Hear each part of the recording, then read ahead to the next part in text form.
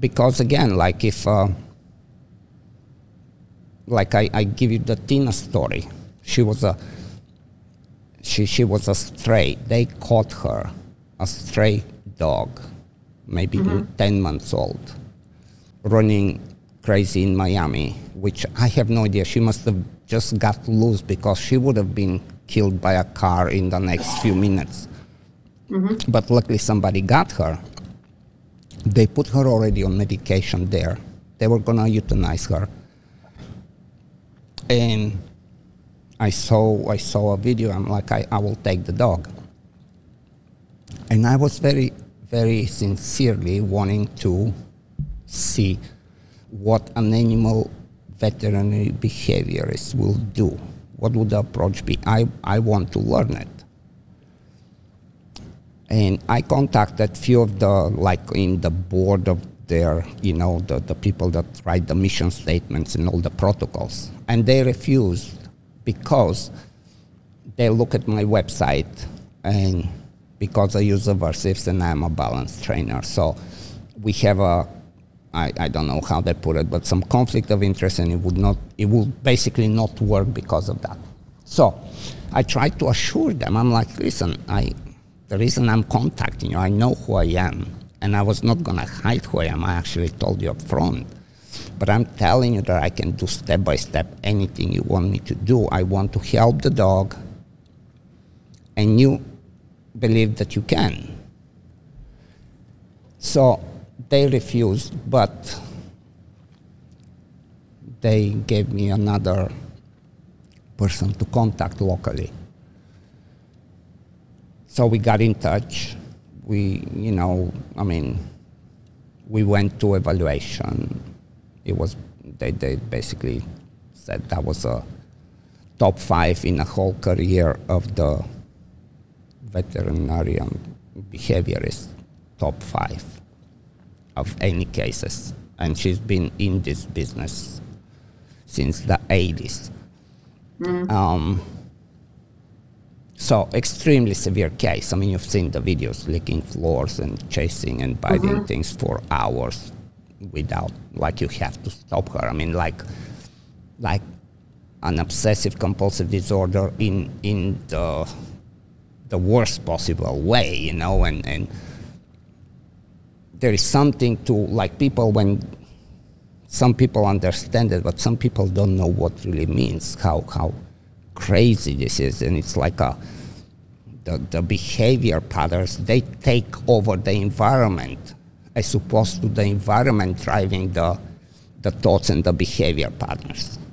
It's like the opposite. So the OCD includes the behaviors, the obsessions, and the compulsion is basically the actions that the dog does, right? So, and they're paired and they work together. So the compulsion relieves, like, kind of satisfies the obsession. It's very sick, sad situation. So, like, you know, you cannot do that. And so, of course, we put her on SSRI. I mean, on Prozac. So immediately we put her on a higher dose because she is a tough case. But it was very difficult for her. And these medicines, they have insanely problematic side effects. And to some people and some dogs, they're very amplified. And so she was one of them.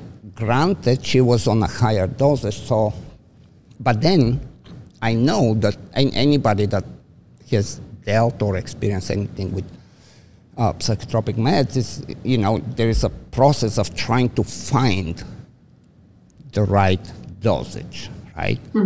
And I was not able, from, you know, my kennel to the training building, how much of a distance that you think is. I'm so bad in feet, but what, like 100 feet, 200 feet? It's not that long. I'm not sure. Right? But, so if I was to bring her out from the kennel to the building, she would lose her mind. Mm-hmm. And by the time she's in the building, she is just like wasted. Mm-hmm.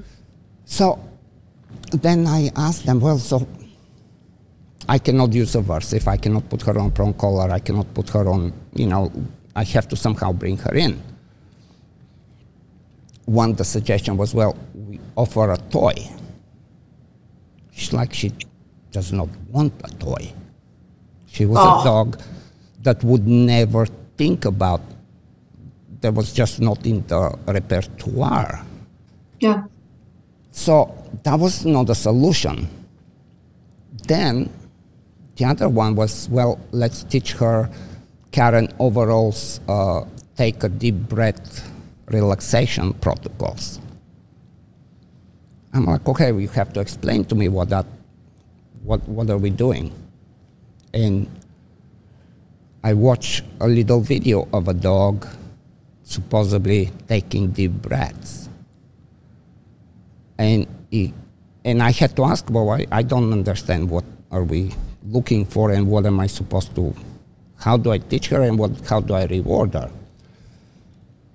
So I dived a little deeper into Karen Overall's protocols. I mean, I was 100% invested to do the prescription they gave me, 100%. And yeah, there was nothing of use. It's basically what I was supposed to do is I show a food or I capture a deep breath behavior and I give a treat. She doesn't want treats though, right? No. And even if she takes a treat with a anger. Like she's just because it's like she cannot avoid it anymore and she has to take it. And it's like, I'm taking this and just fuck you.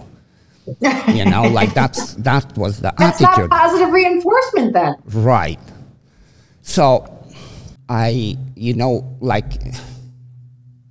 think it was about 3 weeks and it was not going well. Right. Like I was at the point where I cannot watch her anymore of what she's doing.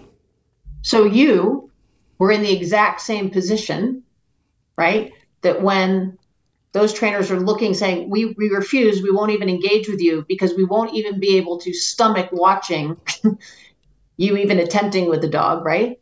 But I think it's so hard for people to understand that for people like you or people like me, watching the dogs not improve when you know that it is relatively simple to help them improve and to change their state of mind that is in such a bad place.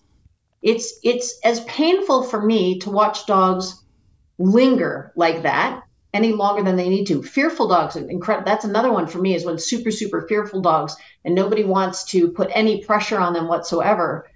To me, it's so cruel to leave them like that. Right. The longer you leave them like that, like who wants to live in a state of fear all the time? So I apologize for interrupting you, but it was very poignant to me that you were saying there, it's painful to watch something that's not working.